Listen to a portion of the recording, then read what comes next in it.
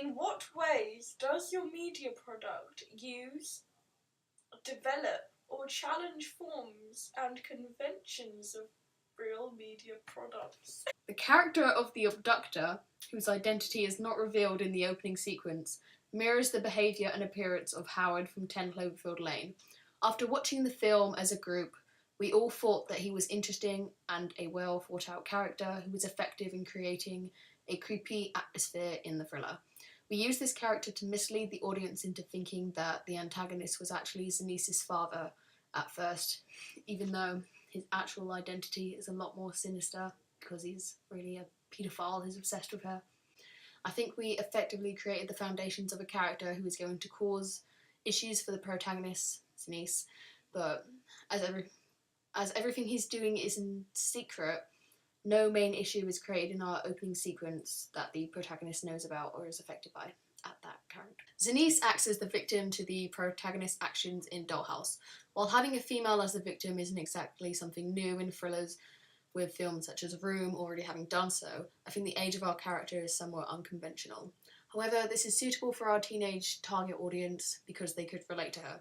Zanice is therefore a conventional victim because she is female, but she is also unconventional because she is the protagonist.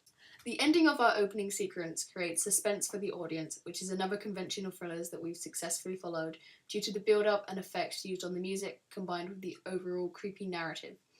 The narrative also becomes slightly clearer, while still keeping the identity of the character ambiguous, so the suspense about who the antagonist is remains intact. The one film that I looked at that didn't reveal the identity of the antagonist in the opening sequence was No Country for Old Men. The opening sequence for this film achieved this differently from Oz through a voiceover of a deputy talking about the crimes of the antagonist, but not actually revealing his face in any of the shots. We decided early on that we didn't want to use any voiceover or dialogue in our opening sequence, as this didn't seem fitting with the atmosphere that we were trying to create.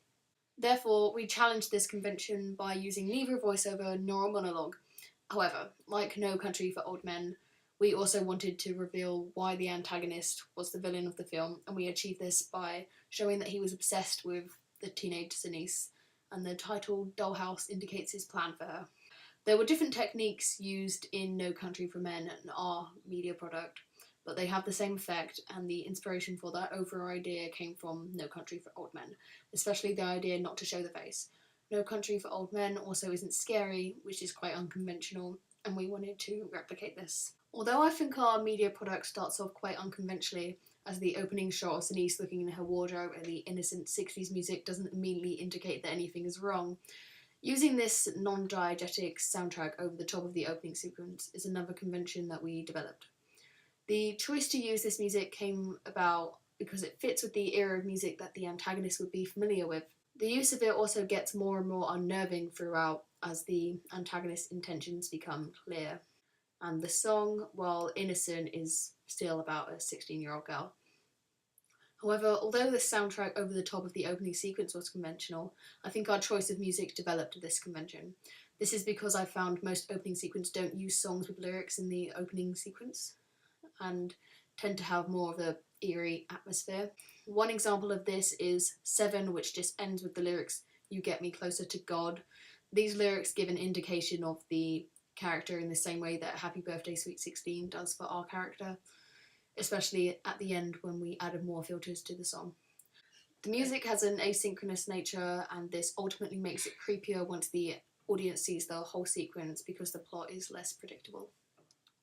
Our final cut included cross-cutting throughout, which is also a conventional editing technique used in thrillers.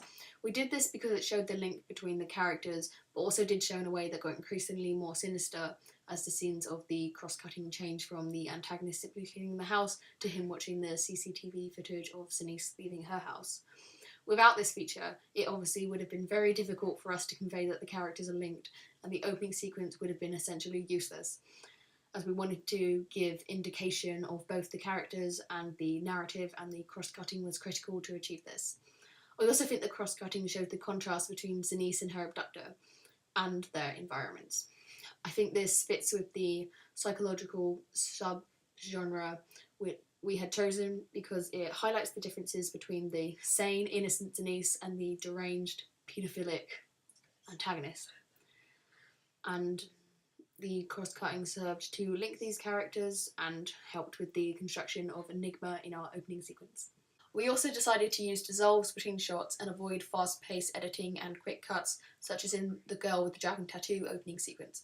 This is because we wanted to show that the characters and events are linked, and quick cuts didn't seem suitable, so we changed this early on in the editing process. We also wanted to create a certain overall look and atmosphere for our opening sequence that fast-paced editing didn't seem appropriate for, because the action is not yet that intense for it to seem suitable. We also felt that the filtered music at the end did a better job at showing this atmosphere than fast-paced editing ever could have. We also challenged the conventions of using weapons and gore in our opening sequence because we felt this was too generic and really wasn't appropriate for the first few minutes of our opening sequence. We focused on the idea that the antagonist's psychological issues, such as his obsessive nature, are the things that are causing the problems rather than, weapons or gore getting involved, because this fits better with the psychological subgenre that we chose. Our media product challenged conventions when we decided to use high-key lighting in the antagonist scenes and low-key lighting in Zenice's scenes. The high-key lighting reflected the nature of the character as a perfectionist who wanted to be able to see everything clearly so he could prepare for the abduction effectively.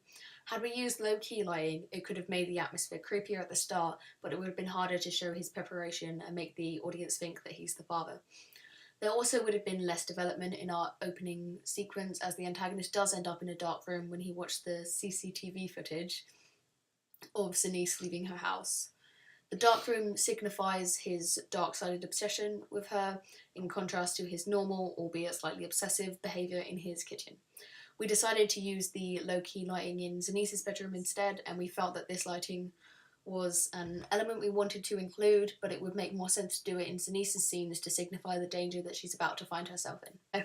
I think we used quite basic camera shots in our opening sequence, and we didn't use some of the conventional camera shots. For example, we had to avoid using close-ups because our antagonist's identity couldn't be revealed, and it didn't seem appropriate to ever use one on Zenice because she was just getting ready to go out. I don't think we necessarily challenged conventions by not including them. More so, we were just focusing on what was suitable for our own opening sequence that kept identities and locations a secret, at least during the opening sequence and not the entire narrative.